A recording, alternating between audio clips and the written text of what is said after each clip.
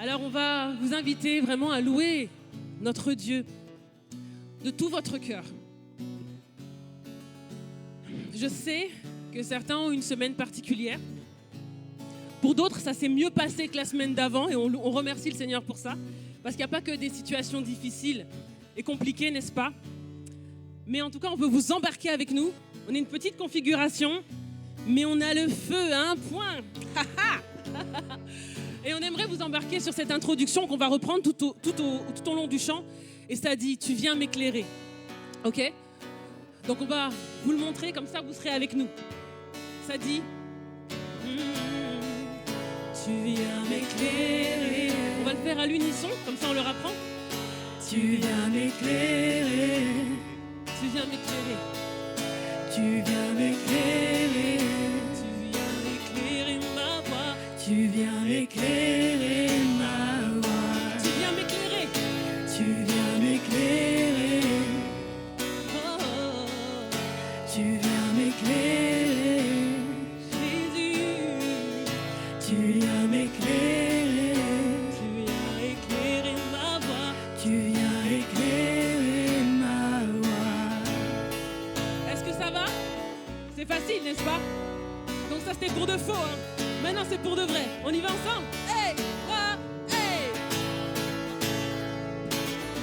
Accélère un peu. Hey. Tu viens m'éclairer. Oh, oh, oh. Tu viens m'éclairer. Tu viens m'éclairer. Tu viens m'éclairer. Oh Jésus viens. Tu viens m'éclairer. Tu viens éclairer ma voix. Tu viens éclairer ma voix. Tu viens m'éclairer. Tu viens m'éclairer. Tu viens m'éclairer. Tu viens m'éclairer. Tu viens m'éclairer. Tu viens éclairer ma voix. Tu viens éclairer ma voix. Oh, oh, oh, oh, oh, oh, oh, hey, oh, hey, hey, oh, oh, partout sur terre. Partout sur terre, ta beauté nous éclaire quand tu es là. La nuit devient lumière, tu es le fleuve qui jaillit du désert et le chemin au milieu de la mer. Oh, oh, oh, hey, oh,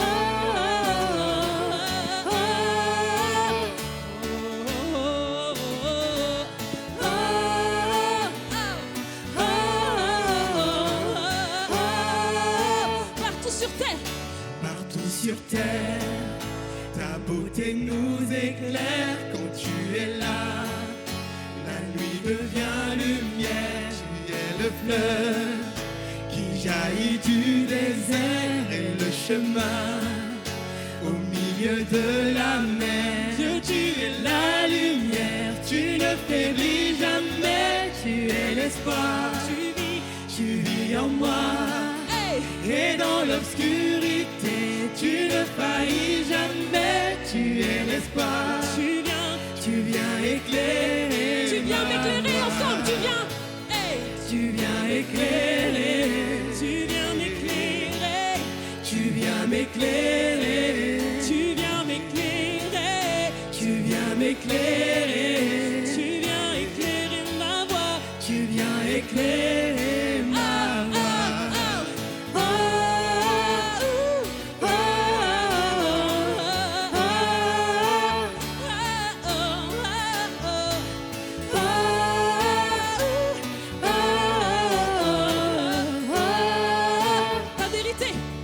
Ta vérité me guide vers ton cœur, je veux marcher vers toi malgré mes peurs, être avec toi. Rien n'a plus de valeur, jour après jour. Je vis dans ta Dieu, tu es. splendeur. Dieu, tu es la lumière, tu ne faiblis jamais, tu es l'espoir. Tu vis en moi, et dans l'obscurité, tu ne faillis faillis jamais, tu es l'espoir. Tu viens m'éclairer. Tu viens m'éclairer. Dieu, tu es la lumière, tu ne faillis jamais, tu es l'espoir. Tu vis en moi. Et dans l'obscurité, tu ne faillis jamais, tu es l'espoir. Tu viens éclairer. Tu as scellé. Tu as scellé dans le ciel ta victoire éternelle. Tu as gravé dans mon cœur ton amour pour toujours. Tu as scellé dans le ciel ta victoire éternelle. Tu as gravé dans mon cœur ton amour. Oh, oh, hey. Oh, oh, oh, Tadana. Oh, oh, oh, oh, oh. Ensemble. Tu es la lumière, tu ne faiblis jamais, tu es l'espoir.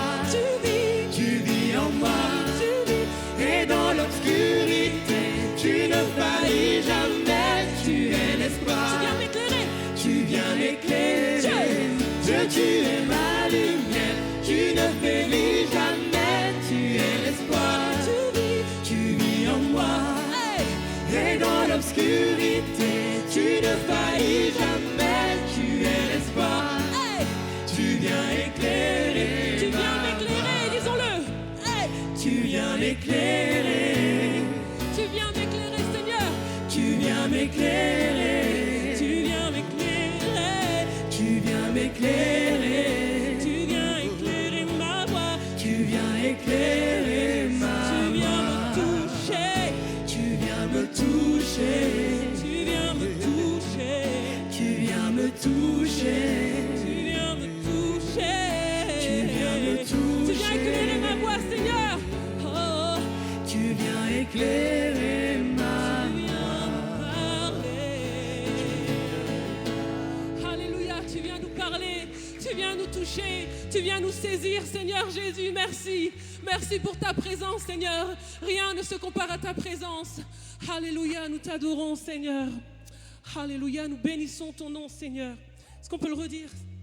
Tu viens m'éclairer. Alléluia. Tu viens m'éclairer.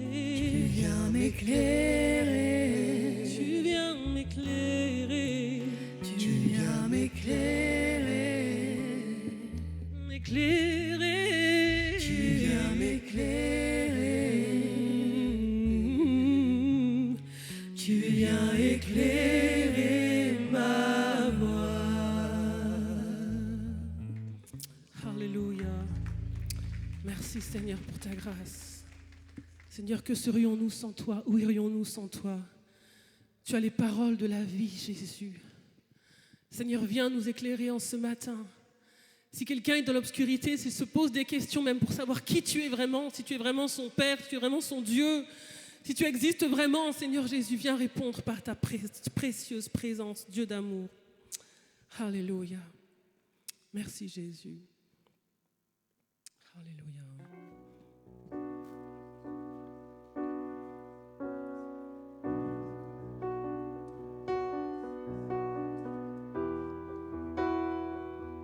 Nous avons tant besoin de toi, Seigneur.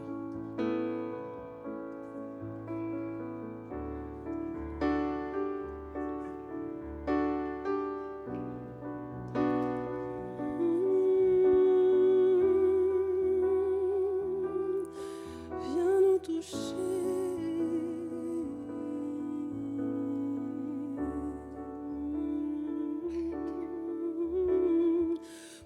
Plonge-moi dans ta rivière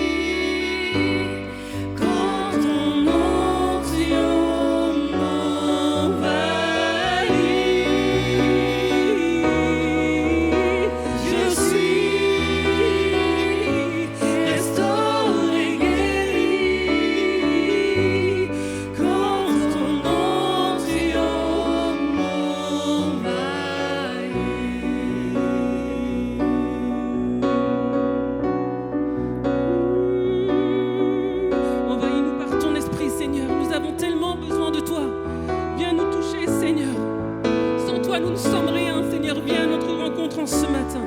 Plonge-moi dans ta rivière d'amour. Plonge mon esprit dans les profondeurs de ta joie.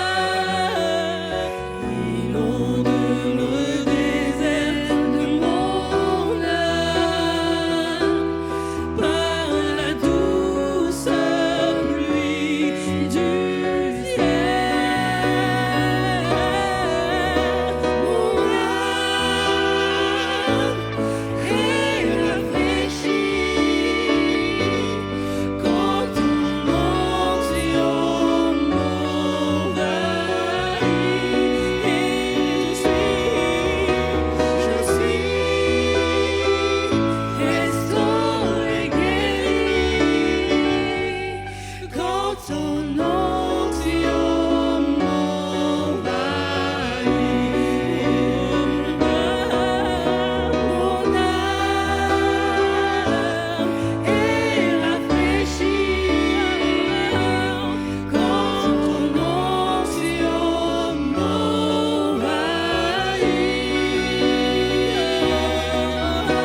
Je suis restaurée, guérie quand ton onction m'envahit.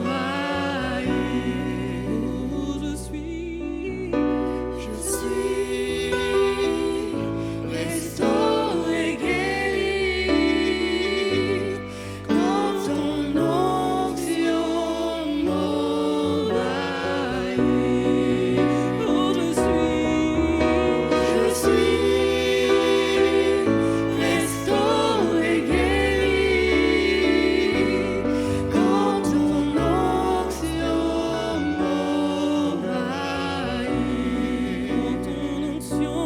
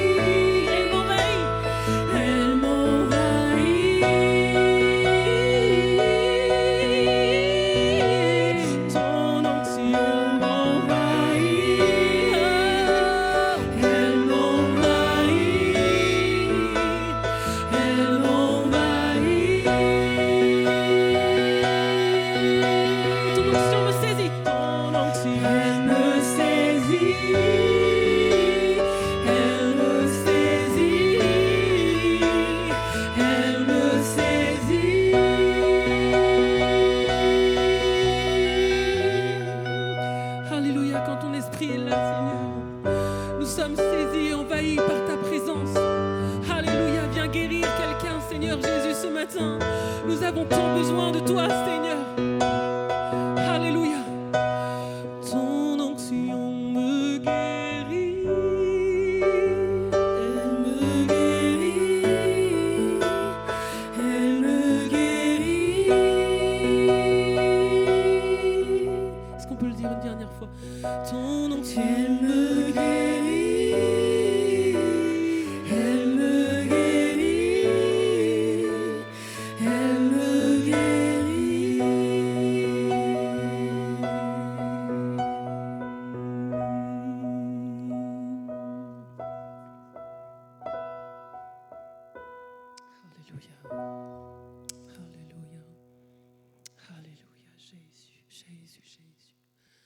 Oh Seigneur, tu es celui qui connaît nos circonstances mieux que personne, celles qui sont indicibles.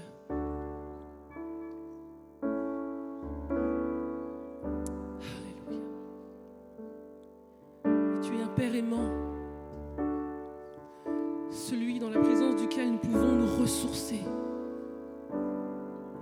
Celui qui peut nous renouveler au-delà de tout ce que nous pouvons imaginer.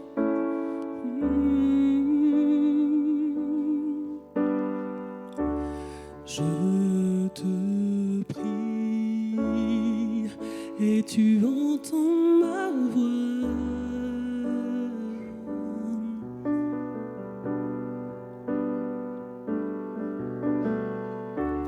Je fléchis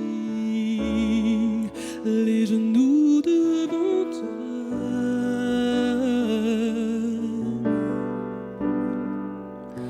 J'ai besoin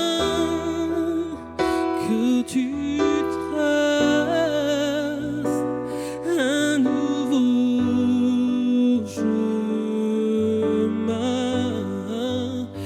Tant besoin que tu sois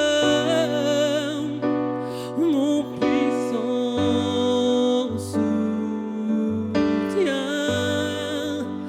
Tu es ma source, tu es mon bien.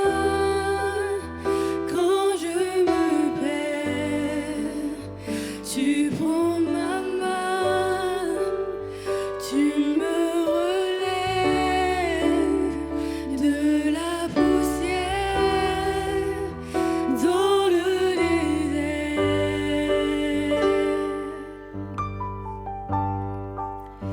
Tu me diriges vers ta lumière, Seigneur.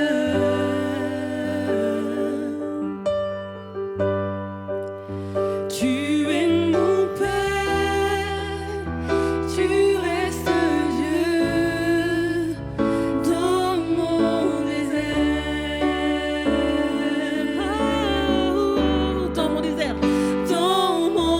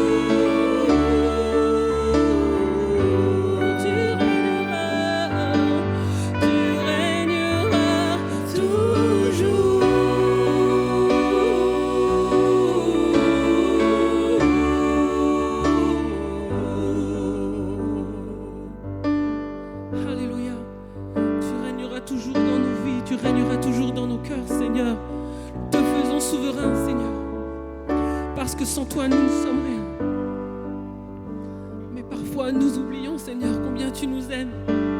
Nous oublions que tu es près de nous, quelle que soit l'adversité traversée.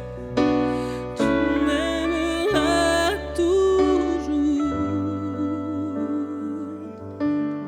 Tu m'aimeras toujours. Je pense qu'on peut le répéter, le dire, le proclamer. Tu m'aimeras toujours, Seigneur, parce que tu as dit que tu étais Emmanuel, Dieu avec nous à chaque instant. Tu ne choisis pas seulement les instants de joie, Seigneur, lorsque les larmes coulent sur notre visage, parce que nous avons perdu un être cher, Seigneur. Tu es là. Tu m'aimeras, tu m'aimeras toujours.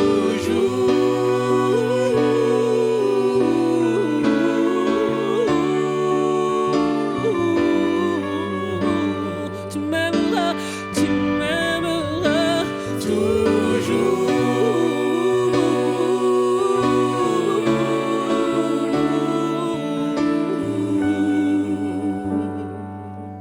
Tu es ma source. Tu es ma source, tu es mon bien. Quand je me perds, tu prends ma main, tu me relèves de la poussière dans le désert.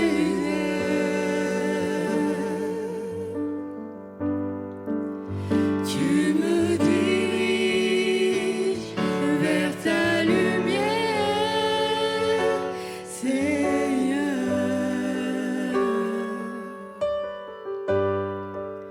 Tu es mon Père, tu restes Dieu dans mon désert. Mon Père, tu es mon Père, tu restes Dieu dans mon désert.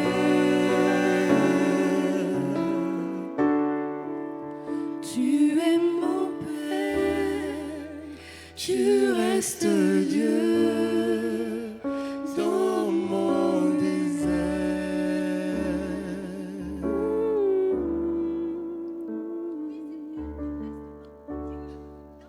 Seigneur, nous voulons croire que tu es celui qui agit dans nos vies, en dépit de nos circonstances, en dépit de ce que nos yeux voient.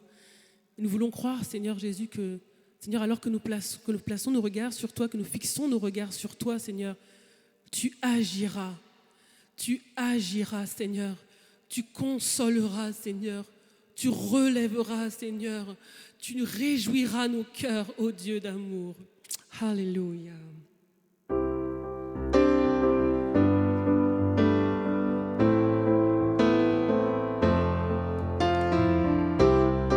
Il fera. Est-ce qu'on peut le chanter ensemble?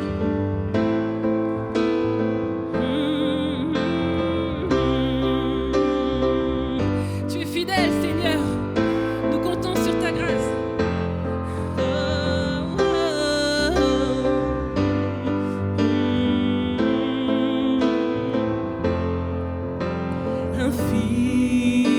Infiniment, abondamment, bien au-delà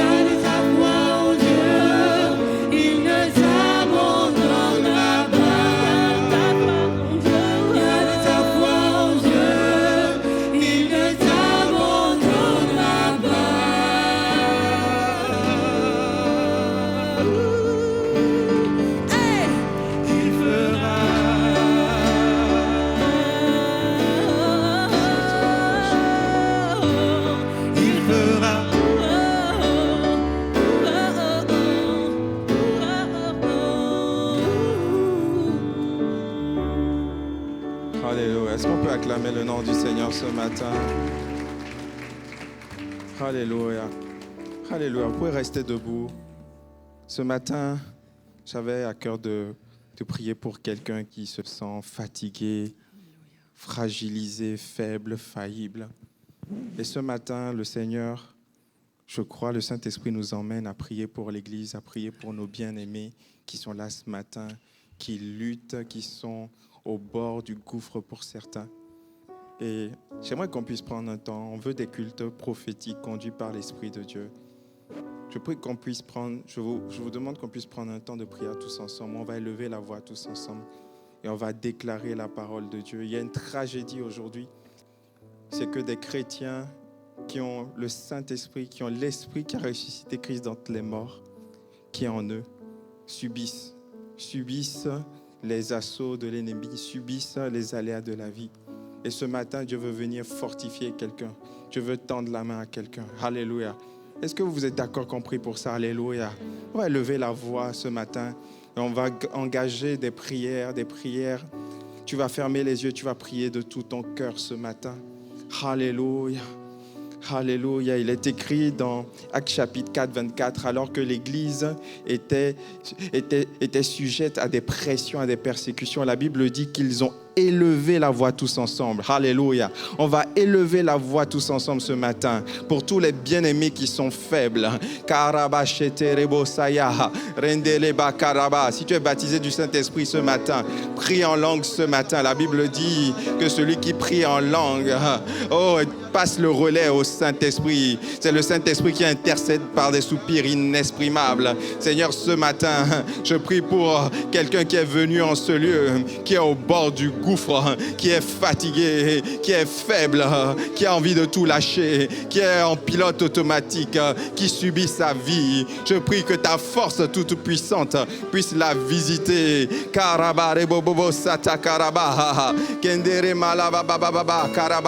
Je déclare ce matin la puissance de Dieu sur ta vie, que tu sois visité par la puissance de Dieu ce matin. Psaume 28, verset 7. L'Éternel est ma force et mon bouclier. En lui, mon cœur se confie et je serai secouru. Je veux déclarer ce matin que le Seigneur te secourt. Je veux déclarer ce matin, alors que tu te confies en lui, le Seigneur te tend la main. Il te tend la main. Il vient te sortir de ce piège.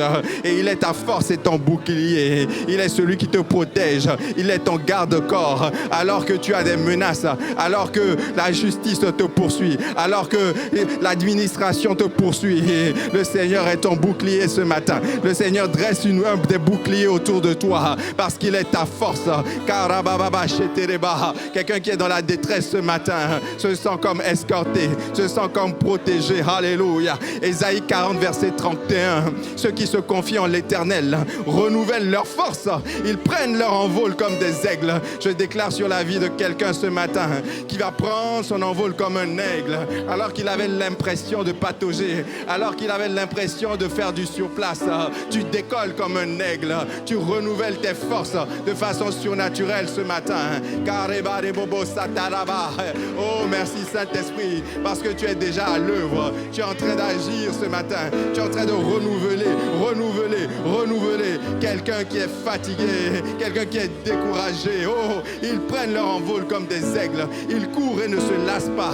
Ils marchent et ne se fatiguent pas. Je déclare sur ta vie ce matin que tu ne te fatigueras pas. Tu as l'impression d'être fatigué. Tu es une maman monoparentale et tu es fatigué avec tes enfants. Tu n'en peux plus. Je déclare que tu ne te fatigues pas ce matin au nom de Jésus. Je déclare que l'Éternel renouvelle tes forces. Psaume 92, verset 11. Tu me donnes la force du buffle. Alléluia. Et je suis arrosé avec une huile fraîche.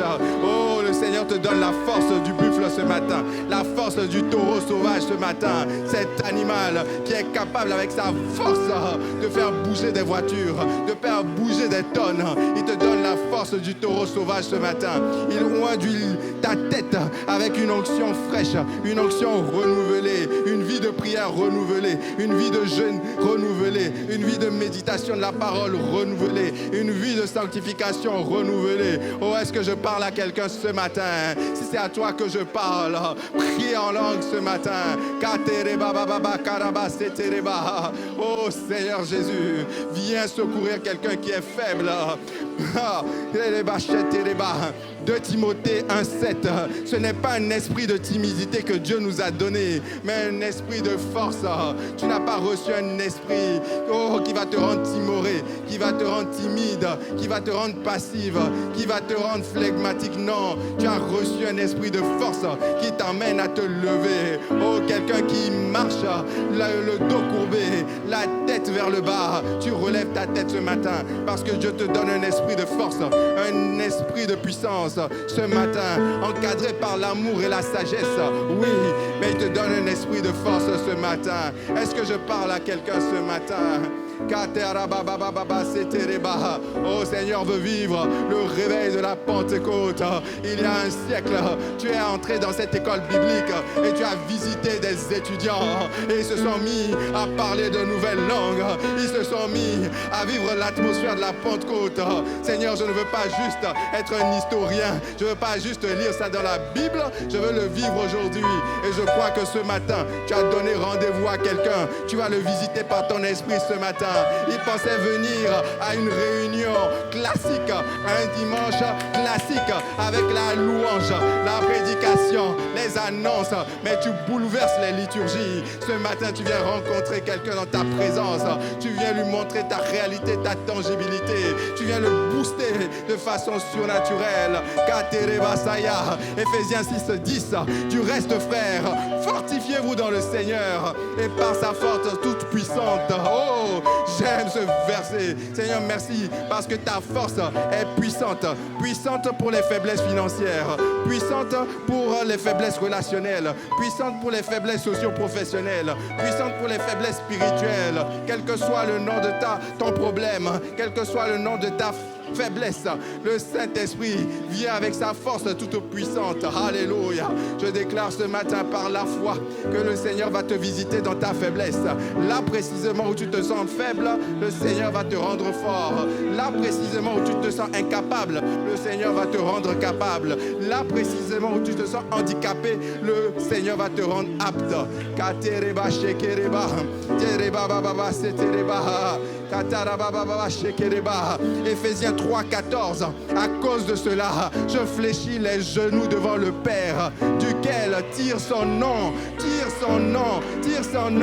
toute famille dans les cieux et la terre, afin qu'il vous donne, selon la richesse de sa gloire, d'être puissamment fortifié par son esprit dans l'homme intérieur. Je déclare ce matin, je fléchis les genoux comme Paul pour quelqu'un ce matin, afin qu'il soit visité par son esprit, afin qu'il soit visité par ton esprit dans son homme intérieur. Alors que l'homme extérieur se détériore, l'homme intérieur se renouvelle de jour en jour. Reçois la puissance de Dieu ce matin dans ton être intérieur, dans tes émotions. Reçois la puissance de Dieu ce matin, oh, dans ta volonté. Reçois la puissance de Dieu ce matin, alors que tu es environné de tous les problèmes. Oh, fléchis les genoux ce matin et demande qu'il te donne cela, la richesse de sa gloire. Oh Seigneur, assez le statu quo, assez l'impotence spirituelle, assez l'immobilisme, assez de subir. Ce mois de la Pentecôte, tu viens visiter quelqu'un. Oh, quelqu'un sort de son statu quo, sort de son immobilisme.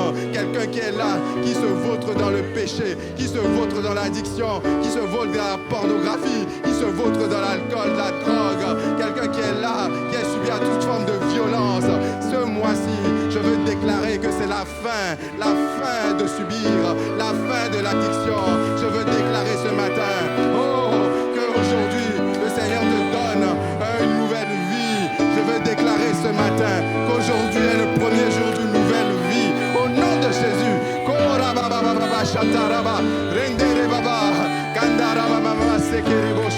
Étends ta main, Seigneur. Regarde cette église qui soupire. Regarde cette église qui crie. Étends ta main, comme dans Actes chapitre 2. Que Que des langues de feu se posent sur toi ce matin. Que des langues de feu se posent sur toi ce matin. Que des langues de feu se posent sur toi ce matin. Kataraba la ba ba ba ba ba ba shataraba. Kandaraba la ba ba ba ba. Oh, il fera.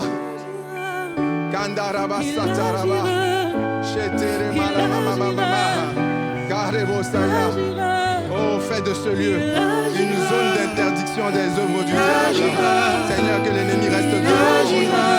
Viens enlever toutes les œuvres de la chair, toutes les œuvres de la chair, la colère, la haine, le manque de pardon.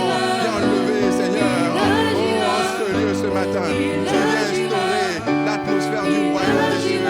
Kandarama mama shitereba kataraba. Kandareba saya.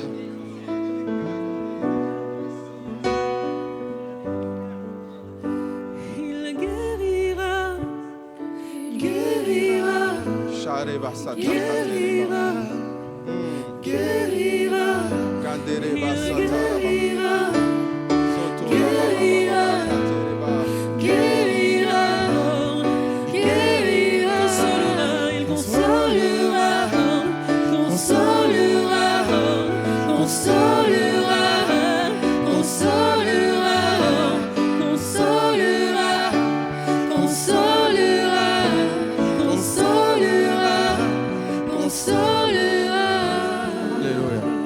Quelqu'un qui est venu en ce lieu ce matin, tu es venu en ce lieu ce matin, tu es en difficulté dans ton couple, au bord du divorce.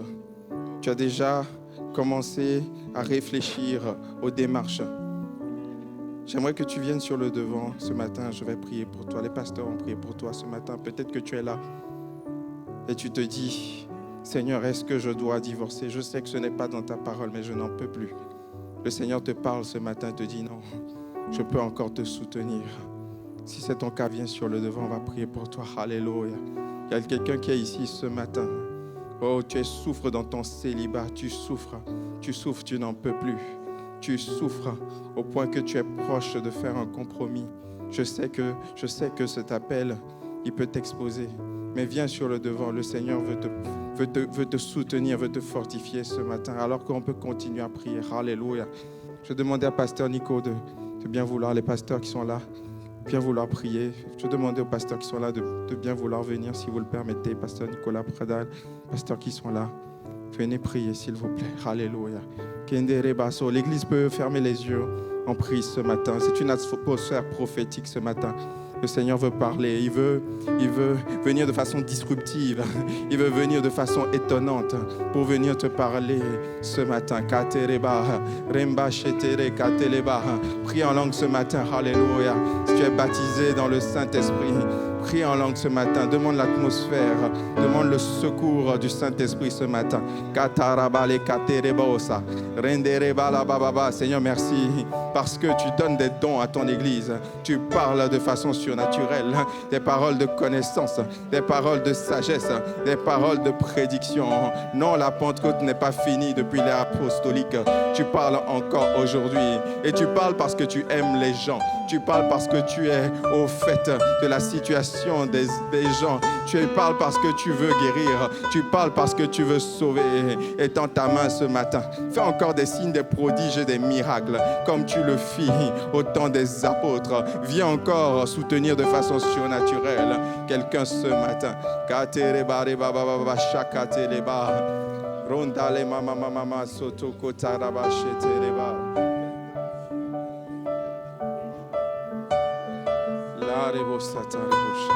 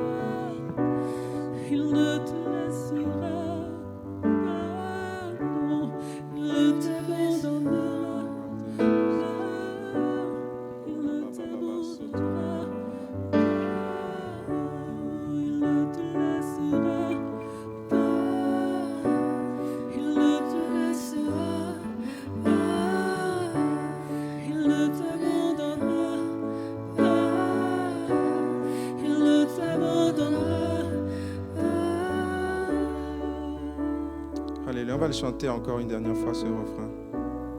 J'aimerais que tu puisses te lever et le chanter comme une déclaration prophétique, comme si tu étais le prophète de ta propre vie. Il n'y a pas de problème de proclamer la parole de Dieu. Et il n'y a pas de problème de proclamer les promesses de Dieu. Alors j'aimerais que tu puisses te lever et chanter ce chant comme un chant de déclaration et de proclamation. Rappelle-toi que le peuple, lorsqu'ils sont allés devant Jéricho, ils n'ont pas combattu avec les armes. Ils ont juste fait le tour. Ils ont juste mis les Lévites devant pour chanter. Et à un moment donné, lorsqu'ils ont crié, lorsqu'il y a un son qui est sorti de la bouche, parce que Dieu l'avait dit, alors la muraille, la forteresse s'est écroulée. Alors ne sous-estime pas ce qu'on est en train de faire. Ne sous-estime pas ce que tu es en train de chanter, parce que c'est la foi qui peut déplacer les montagnes. Alors, je vais vous demander de vous lever s'il vous pouvez. Et on va chanter ce chant comme un seul homme, comme un seul cœur et une seule âme, et dire que Dieu va le faire dans ta vie. Là précisément, où tu te disais, non, c'est impossible. Oh, Seigneur, je ne veux pas être blasé, je ne veux pas être découragé, non. Tu nous as donné un esprit de foi, un esprit de zèle, un esprit de force. Alors nous voulons le chanter avec toute notre force. Dieu est capable de faire tout ce qu'il dit, il fera. Il accomplira toutes ses promesses envers toi. Garde ta foi en Dieu, il ne t'abandonnera pas. Il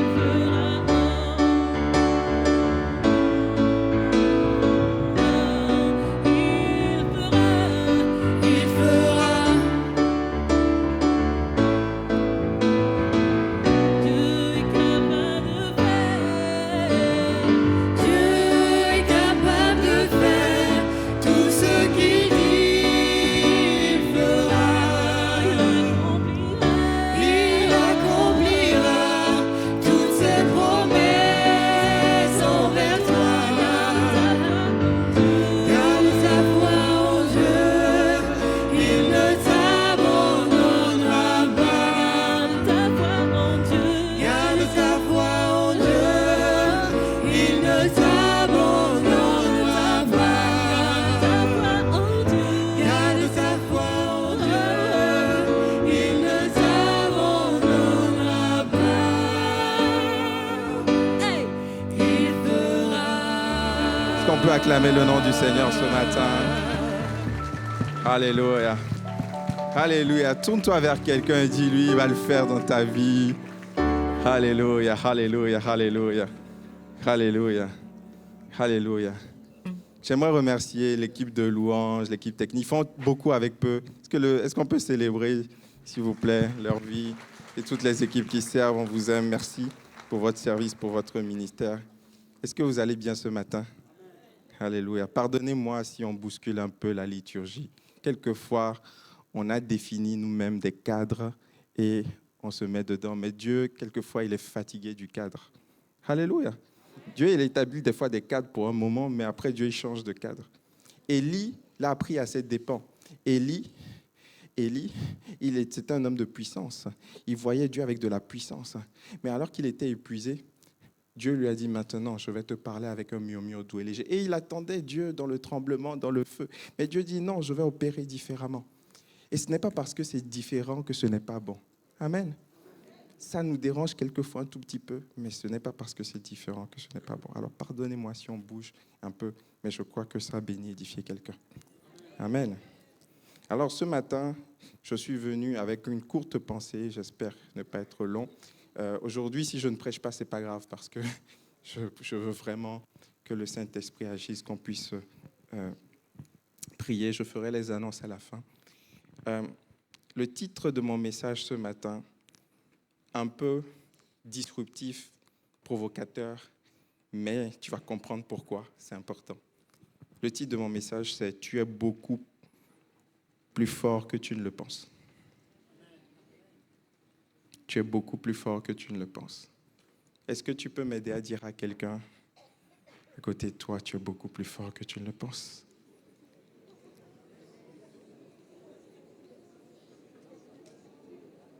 Je sais, tu vas me dire oui, c'est les paroles de foi. Attends.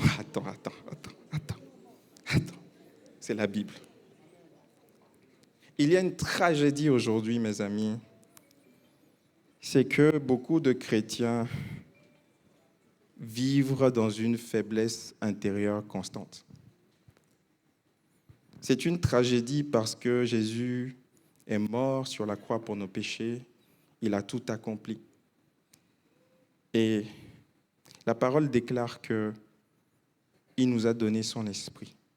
Son esprit, déjà à l'intérieur de nous, mais aussi il peut nous visiter. Son esprit peut venir sur nous et nous donner de la force. Le problème, c'est que beaucoup de chrétiens vivent dans la défaite, vivent dans l'échec. Et je vais définir tout à l'heure ce que j'appelle échec. L'échec, c'est le péché, c'est sortir du plan de Dieu. Ils vivent une vie qu'ils ne choisissent pas, une vie subie, parce que la pression est trop forte, parce qu'au niveau au travail, c'est trop compliqué, parce que la pression de la famille est trop forte, parce que les pressions financières, la crise est trop forte, parce que la pression de la tentation est trop forte. Et ils vivent une vie qu'ils ne choisissent pas. Mais ils finissent par se laisser couler. On dit souvent que c'est seulement les poissons morts qui vont dans le sens du courant. Certains chrétiens sont comme des poissons, mais morts. Ils vont dans le même sens que tout le monde, parce que cela demande trop de force, trop d'énergie d'aller à contre-courant. Et il y a un homme qui a vécu cette faiblesse, bien qu'étant fort. C'est un homme qui a un CV extraordinaire.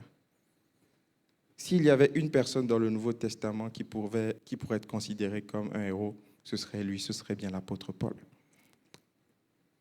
Paul avait un CV extraordinaire, des réalisations extraordinaires, et pourtant il avait des faiblesses. Et ma prière ce matin, c'est que nous puissions comprendre comment il a appréhendé sa faiblesse-là, parce que nous devons avoir la victoire. Et la force de Dieu doit venir nous soutenir ce matin. Amen. On pourrait s'étendre longuement sur le CV de l'apôtre Paul. D'abord, au niveau académique, Paul avait un double doctorat en théologie et en philosophie. C'était un érudit, un homme éduqué. C'était un pharisien, c'était un religieux, c'était quelqu'un d'actif. Il a vécu une conversion spectaculaire alors qu'il était sur la route de Damas. Lui qui était l'ancien terroriste, l'ancien persécuteur, il va rencontrer Jésus face à face et sa vie va changer. Dieu va utiliser ce zèle qui hier était utilisé pour détruire l'Église. Dieu va utiliser ce zèle pour bâtir l'Église.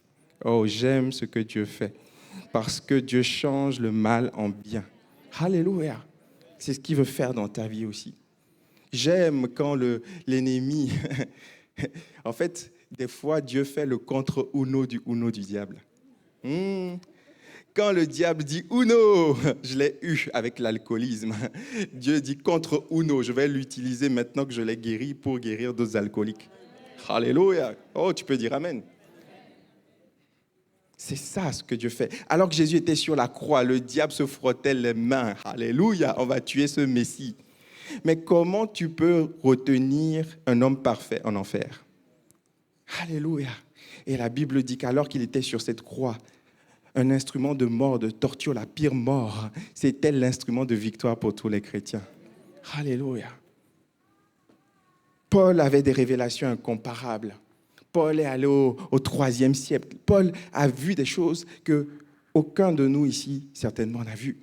Paul a vu des choses que certainement personne sur la terre aujourd'hui n'a vu. Il a vu des choses au ciel incroyables, incomparables. Et Dieu ne lui a même pas permis d'écrire cela. Au point que Pierre, l'apôtre Pierre, qui était la colonne de l'Église, quand il lit les lettres de Paul, il dit « Non, lui, c'est un ministère différent. » Pierre, dans ses lettres, il va dire « Notre bien-aimé frère Paul l'a écrit selon la sagesse que Dieu lui a donnée. » C'est ce qu'il fait dans toutes ces lettres dans lesquelles il parle de ces choses. Mais il y a des points difficiles à comprendre. Même l'apôtre Pierre qui a marché 3 ans avec Jésus, qui est la colonne, le socle, il dit, Paul, il a une certaine révélation. Paul avait des révélations. Paul était un auteur prolifique. Il a écrit 13 lettres du Nouveau Testament, soit environ en termes de proportion, 2/3 du Nouveau Testament.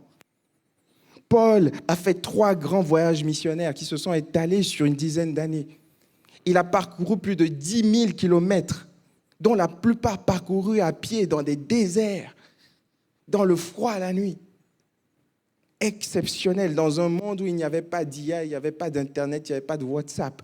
Paul a pris sur lui, appelé par Dieu, d'aller dans des endroits où personne n'est allé pour apporter la bonne nouvelle. Il a prêché dans 20 à 30 villes en Asie mineure et en Europe. Il a implanté 12 à 15 églises majeures, dont certaines étaient implantées dans des centres stratégiques comme Éphèse, Corinthe, Philippe.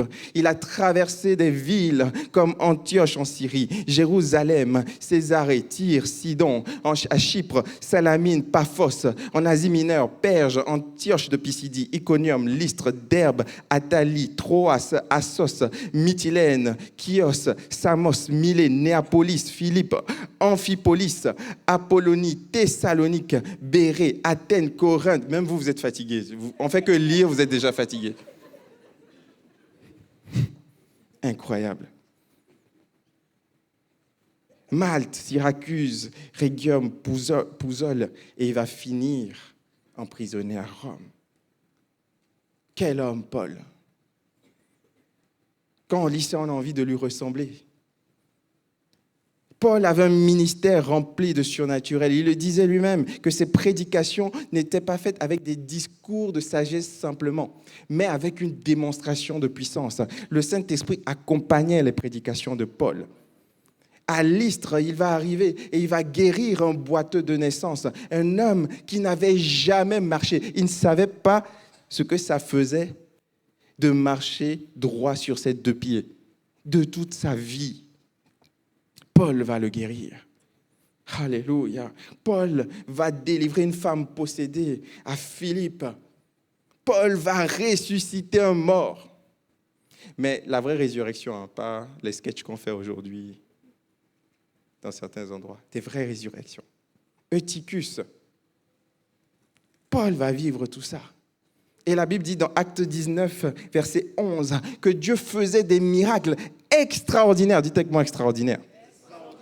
Dieu faisait des miracles extraordinaires par les mains de Paul, au point qu'on appliquait sur les malades les linges ou des mouchoirs qui avaient touché son corps et les maladies les quittaient, les esprits malins les sortaient. Seigneur, je prie que cette onction, cette faveur, cette grâce, cette atmosphère de réveil vienne encore aujourd'hui, alors que des gens souffrent de toutes sortes de maux, Seigneur. Oh, ne fais pas de nous juste des théoriciens de la parole. Accompagne notre prédication avec des signes et des miracles. Viens libérer, Seigneur, l'atmosphère. Viens délivrer des personnes possédées. Viens guérir des personnes malades afin qu'on puisse glorifier ton Saint-Nom. Alléluia.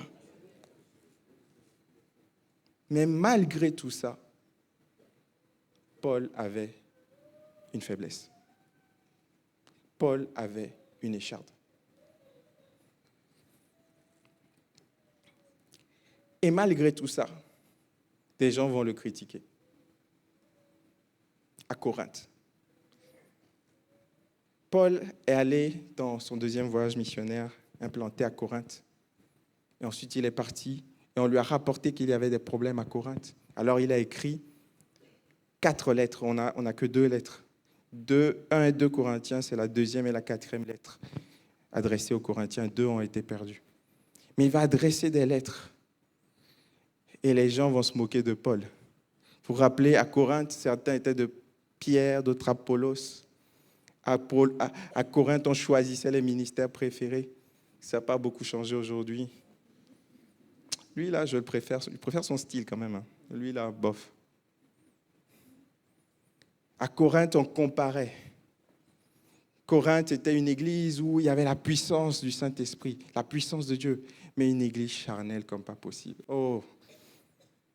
Chère Église Bordeaux République, ne soyons pas une église pseudo-spirituelle, charnelle. Quelqu'un peut dire amen à ça? Oh oui. Ne soyons pas une église religieuse. Les églises religieuses ne pêchent pas moins que les autres. Elles maquillent juste plus leurs péchés. On vient maquiller le dimanche matin, mais si on projetait le film de ta vie ici, ce serait pire que des gens dans le monde. À Corinthe, on critiquait les ministères. On se moquait des ministères quelquefois.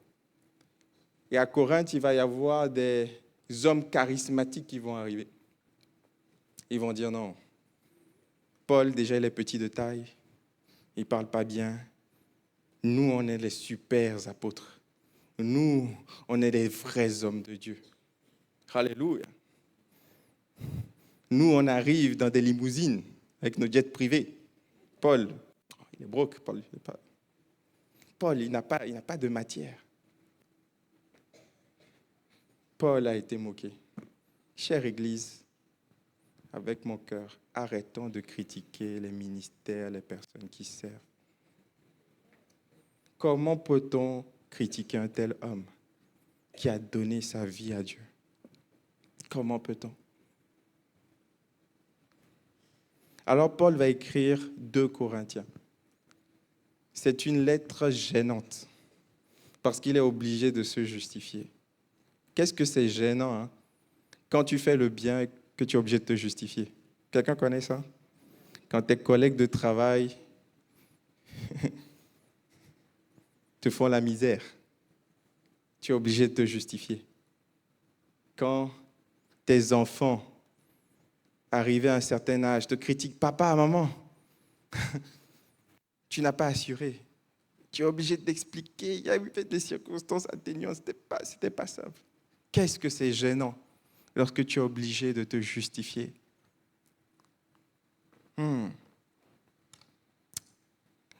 Alors le but de Paul, ce n'était pas de dire qu'il fallait rester faible. Le but de Paul était tout autre. 2 Corinthiens 12, verset 1. Faut-il se vanter? Cela ne m'est pas utile. J'en viendrai cependant à des visions, à des révélations du Seigneur. Je connais un homme en Christ qui, il y a 14 ans, a été enlevé jusqu'au 3e ciel. Était-ce dans son corps ou à l'extérieur de son corps? Je l'ignore, mais Dieu le sait. Et je sais que cet homme, verset 4, a été enlevé au paradis et a entendu des paroles inexprimables qui n'est pas permis à un homme de redire. Verset 6. Si je voulais me vanter, je ne serais pas déraisonnable et je dirais la vérité. Mais je m'en abstiens afin que personne n'ait à mon sujet une opinion supérieure à ce qu'il voit en moi ou à ce qu'il entend de moi. Au verset 7, il dit « Pour que je ne sois pas enflé d'orgueil à cause de l'excellence de ces révélations, il m'a été mis une écharpe dans la chair, un ange de Satan pour me souffleter et m'empêcher de m'enorgueillir. 3 fois, j'ai prié le Seigneur de l'éloigner de moi. Il m'a dit « Ma grâce te suffit, car ma puissance s'accomplit dans la faiblesse. Je me glorifierai donc bien plus volontiers de mes faiblesses, afin que la puissance de Christ repose sur moi. C'est pourquoi je me plais dans les faiblesses, dans les insultes, dans les détresses, dans les persécutions, dans les angoisses, car quand je suis faible, c'est alors que je suis fort. » La question de la faiblesse emmène une grande confusion aujourd'hui dans le monde chrétien. J'ai passé 15 ans à essayer de comprendre. Lorsqu'on entend certains prédicateurs, certaines églises, ils font l'éloge de la faiblesse. On te dit, il faut être faible financièrement parce que c'est les pauvres qui accèdent au royaume des cieux. Si tu es riche, c'est que tu es matérialiste. On culpabilise les riches. On fait l'éloge de la faiblesse sociale. Il ne faut pas avoir les hautes positions parce que c'est de l'orgueil. Le chrétien doit être humble, petit. On fait l'éloge de la faiblesse dans la chair. Quand tu es malade, ne prie pas pour la guérison, prie juste que la volonté de Dieu se fasse. Et de l'autre côté, dans certains cercles, on fait l'éloge de la force à tout prix. On te dit que tu dois être la tête et non la queue. C'est vrai, mais à tout prix, non. On te dit que tu dois dominer dans les sphères. Est-ce que c'est vrai? Oui. Mais ce n'est pas en devenant président, premier ministre, que tout le monde va se convertir. Moi, je connais certains pays en Afrique où il y a plus de chrétiens que d'habitants, mais il n'y a pas plus de sainteté dans ces pays. Je ne vais pas citer le pays. Je ne veux pas de problème. Mais non, l'évangile touche d'abord le cœur, ne vient pas par la politique, non. Mais c'est vrai que lorsque dans un pays, les valeurs de Dieu sont implantées, l'évangile pénètre plus facilement. Alléluia. Donc, il y a un équilibre à trouver dans tout ça. Et beaucoup d'entre nous aujourd'hui restent dans la faiblesse. Paul avait donc des faiblesses. Une écharde. Beaucoup de théologiens se sont posé la question sur la nature de cette écharde, on ne sait pas. Mais plusieurs arguent que c'était une maladie. Certains ajoutent que lors de son voyage missionnaire à Lystre, il avait été lapidé, il avait été laissé pour mort. Et peut-être qu'à ce moment-là, il a eu des soucis à l'œil, il a commencé à avoir des crises d'épilepsie, on ne sait pas, on suppose. Mais on sait que c'était quelque chose qui tenait Paul. Une écharde, vous savez, c'est tout petit, mais ça gêne. Il y a 2 ans, notre fils aîné Jason, il est arrivé, papa, j'ai marché sur un bout de verre. On est allé aux urgences. Et il était là, il criait, j'ai mal. On va s'en occuper, j'ai mal. Quand le médecin a enlevé le bout de verre, c'était un petit truc. J'ai dit, c'est à cause de ça que tu pleurais. Mais oui, l'écharde, elle est toute petite. L'écharde, elle est invisible. Et je parlais à quelqu'un ce matin. Ton écharde, elle est toute petite. Ta souffrance, elle est invisible, mais ça te fait souffrir. Chaque fois que tu marches, tu sens que tu es gêné. Quelqu'un qui a cette écharde qui est là. Les autres ne peuvent pas réaliser à quel point tu souffres, mais toi, tu le sais. C'est ça, l'écharde. Et malgré tout ça, Paul avançait. Paul œuvrait. Paul n'était pas découragé, mais il sentait l'écharde. Et la Bible déclare que 3 fois il a prié. Et je n'y crois pas que c'était des petites prières avant le repas, non.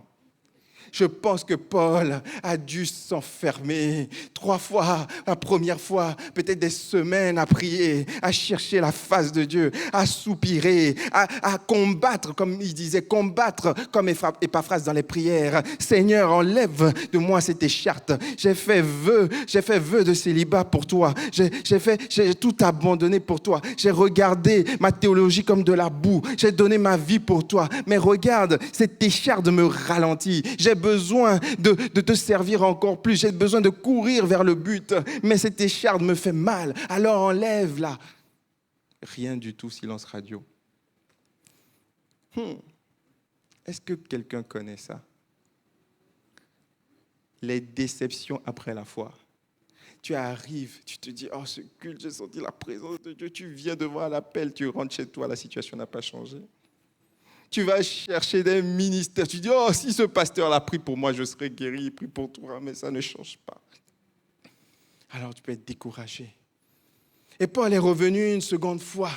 Et il a dit, je ne lâcherai pas. Seigneur, enlève de moi cette écharde. Il a dû jeûner, Paul. Il a dû jeûner, il a dû prier en langue. Ramaleko sataraba. Il dit, je prie en langue plus que vous tous. Il a dû s'enfermer, prier en langue des heures durant. Silence radio.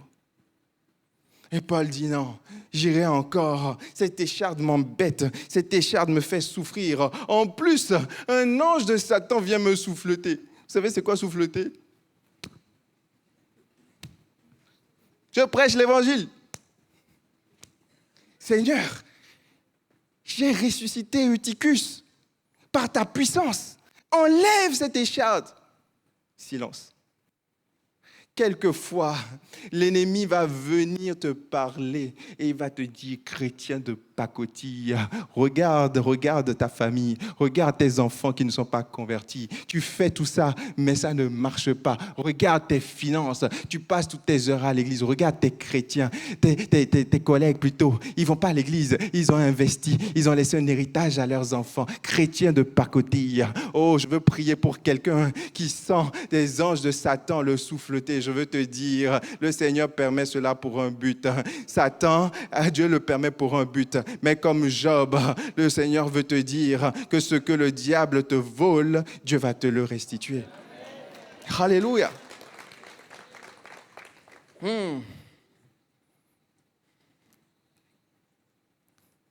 J'ai déjà raconté ça ici. Une de mes écharpes dans ma vie, c'était le permis. Oh, le permis. J'étais un jeune étudiant insouciant sur Paris. À Paris, tu n'as pas besoin de voiture. Tu vas plus vite en transport qu'en voiture. Et un de mes amis disait, Jean Bosco, passe le permis. Je dis, oh, on a le temps. On va faire autre chose avec notre argent. On ne va pas enrichir les auto-écoles là, plus tard. Il me dit, un jour, tu auras des enfants. Je dis, oh, je suis célibataire. Le temps que je prie, que je trouve la femme, mon épouse, et qu'on se marie, qu'on ait des enfants, oh, j'aurai le permis. Tu sais, le lièvre et la tortue, hein. C'est ça. Et un jour, je me suis réveillé. J'étais marié, j'avais des enfants, je n'avais pas le permis. Et j'ai maudit cet ami. Alors, on a passé le permis. Ah, la galère des places à Paris. Je ne sais pas si Bordeaux, c'est pareil. Il n'y a pas de place, il faut attendre. Et puis, il faut attendre. Et chaque mois, tu pries. C'est comme l'ange de la piscine de Bethesda. Tu pries pour qu'il y ait une place. Mais le temps passe et les enfants grandissent. Alors, finalement, il y a une date. Et tu le passes une première fois. Échec. Tu sais, ce testant, quand l'inspecteur touche le volant. Et après, il te dit, continue de conduire. Tu dis, non, arrêtons-nous. Ça ne sert à rien. J'avais envie de pleurer. Il y a une deuxième fois, je passe le permis. Ça a duré des années. Là, je t'assure, je me suis blindé. J'ai prié en langue, j'ai jeûné. J'ai dit, c'est ça. J'ai dit, là, mon permis, c'est mon année. J'étais enthousiaste. J'avais dépassé les 100 heures, je ne sais pas. Je pouvais conduire avec une main, j'étais bien, tu vois.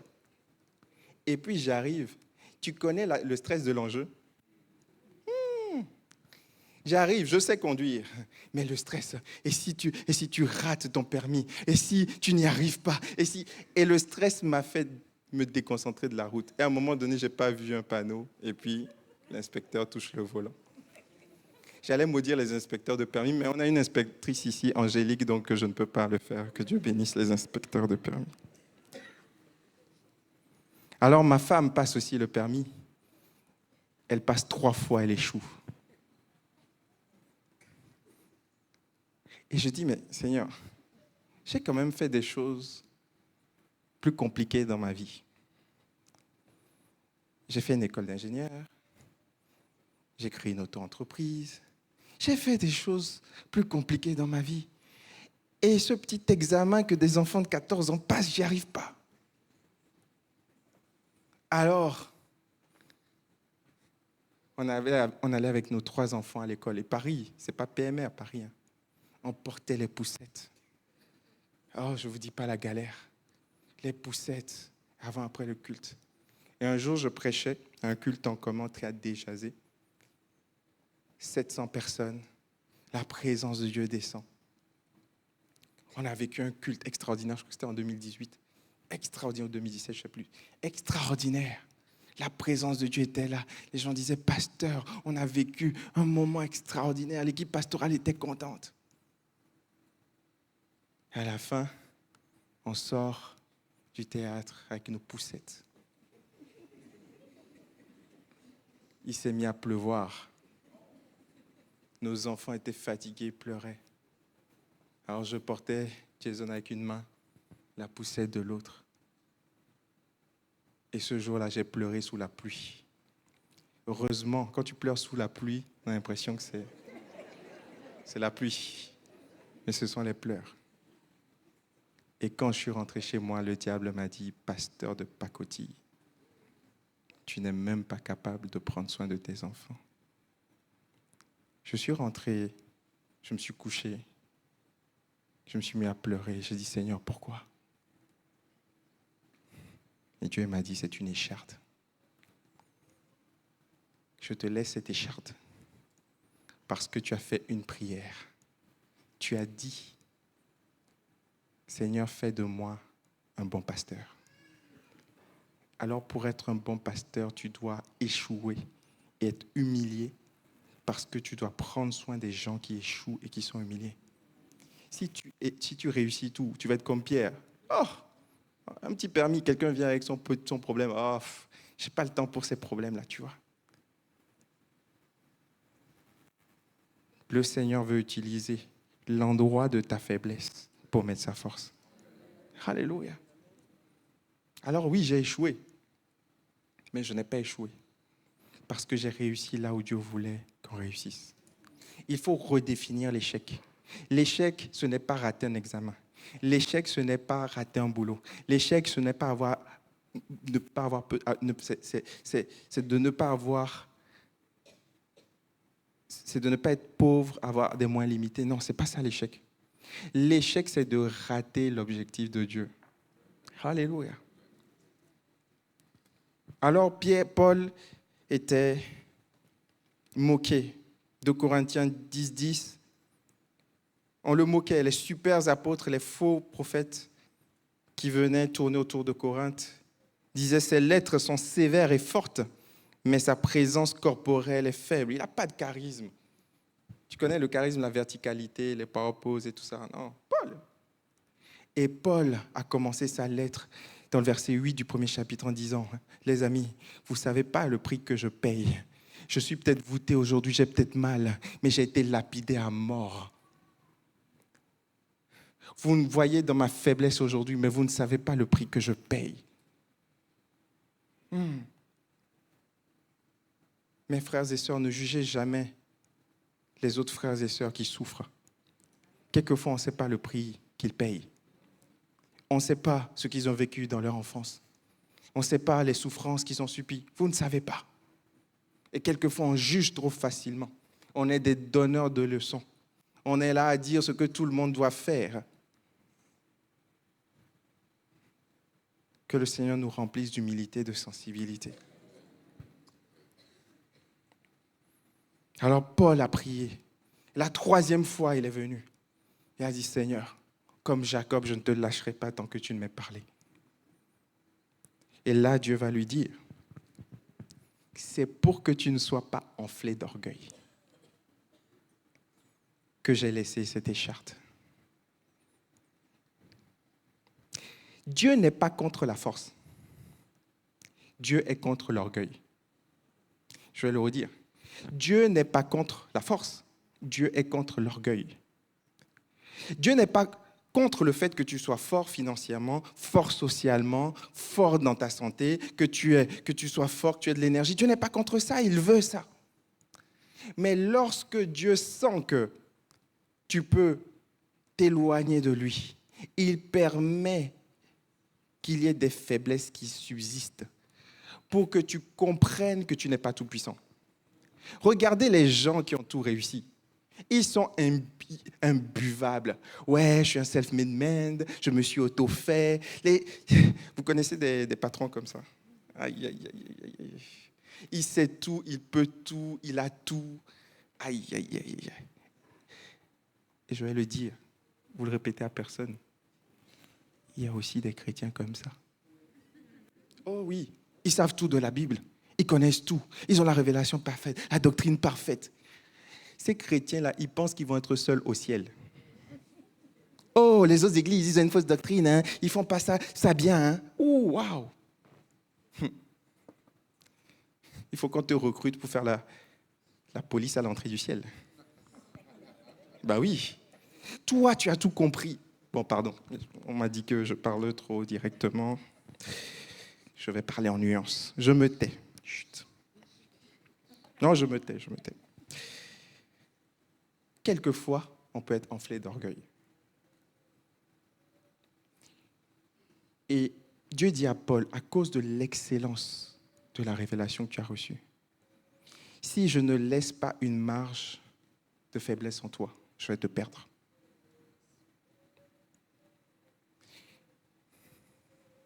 J'aimerais parler à quelqu'un.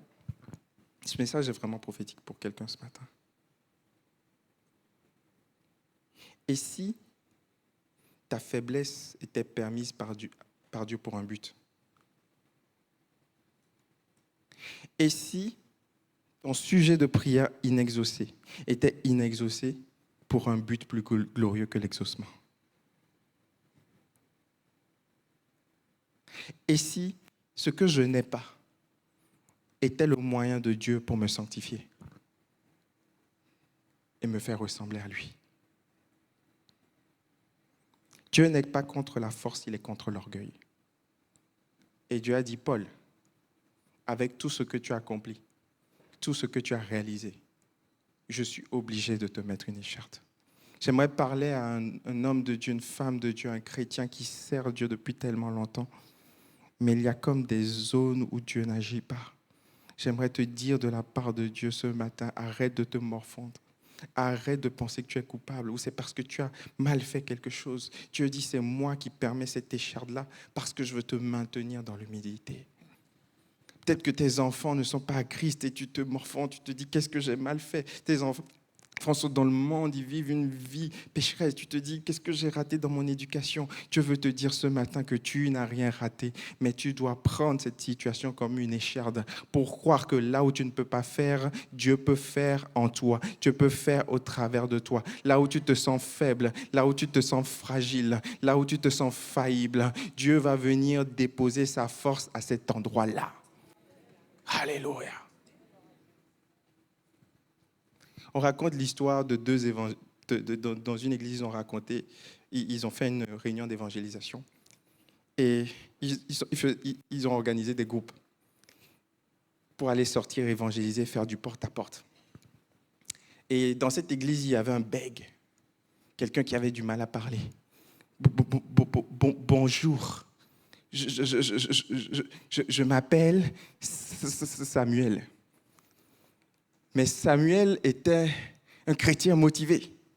Alors qu'on a dit évangélisation, il s'est dit, moi aussi je veux sortir. Alors lorsqu'on répartissait les groupes, Samuel disait, je peux venir avec vous? Les gens ne voulaient pas. Ah, lui, il va nous retarder là. Lui, il va polluer notre évangélisation. Finalement, Samuel est motivé. Il s'insère dans un groupe. Mais les gars disent, bon, ok, Samuel, tu vas aller tout seul là. Nous, on va aller par là. Et après, on revient au débrief. Et tout le monde avait 100 tracts dans les mains qu'ils devaient distribuer. Alors, ils vont évangéliser toute la journée. Et ils reviennent le soir pour débriefer. Combien tu as fait, Paul? J'ai distribué 10 tracts. Les gens étaient réceptifs, mais c'était compliqué. Combien tu as fait, Jean? J'ai distribué 20 tracts. Personne n'a pu tout distribuer. Et on dit, Samuel, tu n'as pas de tract? Et il dit, j'ai tout distribué. Je me suis dit, mais Samuel, tu les as jetés à la poubelle? Non. J'ai tout distribué. On lui a dit, mais comment tu as fait? Il dit, lorsque j'arrivais devant une maison, je frappais. Et je disais à la personne, je veux vous évangéliser pendant 1 heure. Mais si vous ne voulez pas écouter, prenez le tract. Alors tout le monde prenait le tract. Oh, est-ce qu'il y a un Samuel qui m'entend ici? Là même où tu te sens faible, Dieu va venir compenser avec sa force. Là même où tu te sens handicapé, Dieu va venir t'utiliser. Oh, quelqu'un peut dire Amen. Seigneur, fais de moi un Samuel. Oh, fais de moi un Samuel. Dieu n'aime pas les personnes qui sont tapies dans leur orgueil. Non. Dieu aime les gens humbles, les gens qui se déchirent leurs vêtements, des gens qui disent, Seigneur, je ne peux rien par moi-même, mais je peux tout parce que tu me fortifies. Alors, se glorifier dans les faiblesses, ne veut pas dire aimer les faiblesses.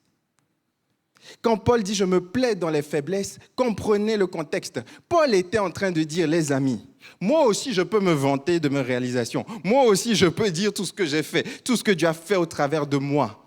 Mais si j'ai des faiblesses, c'est parce que Dieu le permet. Et Dieu veut utiliser ces faiblesses-là pour que je reste humble et pour que je puisse lui attribuer la gloire. » Alors, il dit, je pourrais me vanter de mes réussites, mais je me plais volontiers aussi dans les faiblesses parce qu'elles sont le canal pour que la force de Dieu soit agissante. Ça ne veut pas dire que tu dois rester faible, mon frère, ma sœur. C'est une anomalie. Ça veut dire que Dieu doit te remplir de sa force. Vous savez, on est des fois comme un verre. Le verre est fragile. Si je le laisse tomber, il se casse. Et on est des fois comme des vers. Et on se dit, Seigneur, je suis fragile. J'ai tellement de soucis dans ma vie. J'ai tellement de problématiques. Je suis fragile. Rends-moi fort. Fais de moi une brique. Fais de moi une brique. Au moins, la brique, elle est solide. Elle ne se fissure pas. Mais Dieu dit, non, mon ami. Non, mon fils. Non, ma fille. Non, merci, Jean-Pierre. Dieu dit, ta faiblesse est le vase qui va contenir la force divine. Tu te sens faible, alléluia. Tu te sens fragile, tant mieux. Tu vas être un vase qui va accueillir la force divine et tu vas pouvoir désaltérer les autres avec cette force. On peut dire amen, hein?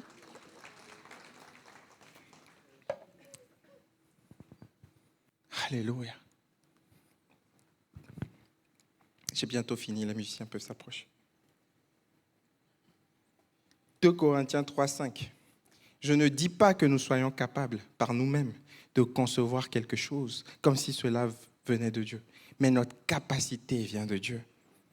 1 Pierre 4:11. Pierre l'a appris aussi à ses dépens. Pierre, c'était le genre à se glorifier de ses forces. Oh, tous te renieront, mais moi, je te renierai jamais. Et Pierre aussi a été brisé. Pierre aussi a vu qu'il était faible. Alors quand il écrit l'épître, il dit, si quelqu'un parle, qu'il annonce les paroles révélées de Dieu, si quelqu'un accomplit un service, qu'il le fasse avec la force, dites avec moi la force, avec la force que Dieu communique, afin qu'en tout Dieu reçoive la gloire qui lui est due à travers Jésus-Christ.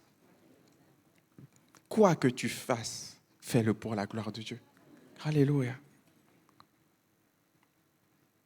Dieu ne veut pas que tu restes faible. C'est faux.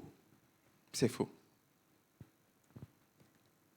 Dieu veut te rendre fort. Paul le dit, c'est quand je suis faible que je deviens fort. Quelquefois, vous savez les amis, je vais vous dire ma pensée. Je crois que quelquefois, on se prive de certaines prières audacieuses parce qu'on a peur d'être jugé orgueilleux. Allô, je parle à quelqu'un ce matin? Quelquefois, tu es toujours en train de demander, Seigneur, aide-moi. Mais quelquefois, tu dois te fâcher dans la prière. Tu dois te dire, Seigneur, tu sais comment David priait?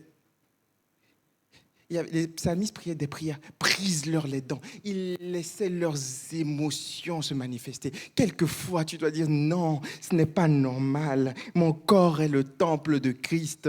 Oh, prendrais-je les membres de Christ pour en faire les membres d'une prostituée? C'est quoi cette addiction? Alors tu dois dire, addiction, dégage. Tu dois dire, péché, dégage. Tentation, oh, aucune tentation ne vous est survenue qui soit au-dessus de vos forces. Car lorsque Dieu permet la tentation, il donne aussi le moyen d'en sortir. Alors tu ne peux pas être là comme ça, un chrétien, tu te votes dans le péché et tu te dis c'est plus fort que moi. Non, tu dois te fâcher et tu dois renverser les tables. Comme Jésus a renversé les tables des changeurs et des vendeurs dans le temple, tu dois renverser les tables du péché dans ta vie. Tu dois dire je ne m'habillerai pas n'importe comment. Oh non, je suis le temple du Saint-Esprit. Tu dois te fâcher. On ne peut pas triompher sans changer notre façon de prier. Mon frère, ma soeur, un jour, une dame est venue me voir, pasteur, j'ai trop de problèmes. Et elle me liste tous ses problèmes, les 1000 raisons pour lesquelles sa vie ne va pas. Et je lui dis, ok, parle-moi de ta vie intime. Parle-moi de ta vie personnelle avec Dieu. Est-ce que le matin, tu te lèves pour prier? Ah non, pasteur, tu vois, avec tout ce que je dis, je n'ai pas le temps de prier. J'ai trop de problèmes. Je lui ai dit, c'est parce que tu as trop de problèmes que tu dois prier. Allô?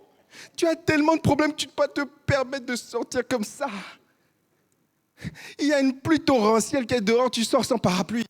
Tu dois venir dans la présence de Dieu. Tu as beaucoup de stress au boulot.